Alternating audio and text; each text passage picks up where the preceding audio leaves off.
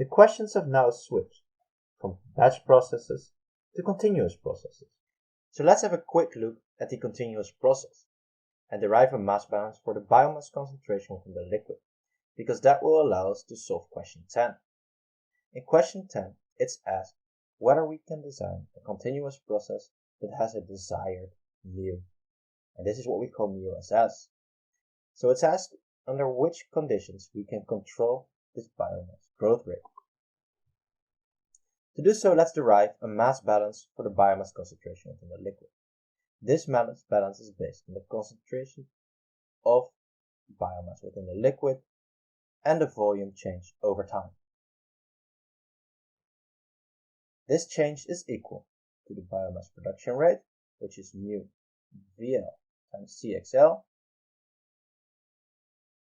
That what enters the system, which is the inlet flow rate multiplied by the concentration in the inlet, minus what exits the system, which is F out minus Cx out.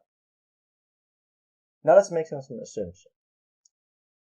Let's first assume that the volume is constant and that also the biomass concentration within the liquid phase is constant. This is what we call steady state, and in this state we see that the first term equals 0. Moreover, we will assume that the biomass concentration in the outflow is equal to the biomass concentration within the system. We also assume that there's no biomass within the inflow, so we can set Cxn to 0.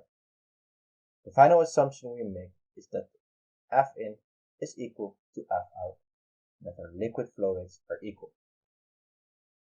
If we apply all these assumptions that we make on our mass balance, we derive the following equation. We will see that mu VL CXL is equal to Fin times CXL. The Cx terms now cancel out, and if we rewrite the equation, we can see that we can set mu based on the inlet flow rate if we assume that the volume is constant. This term is also known as the dilution rate, and by adjusting the dilution rate we can thus set the mu.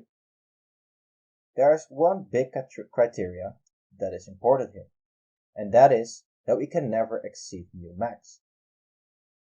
Because in a situation where the dilution rate would allow for a mu that is higher than mu max, this would not work in terms of thermodynamics. So the final criteria that has to be met is that our set growth rate is below the maximum growth rate. Hopefully you can use this derivation to derive the answers for any further questions.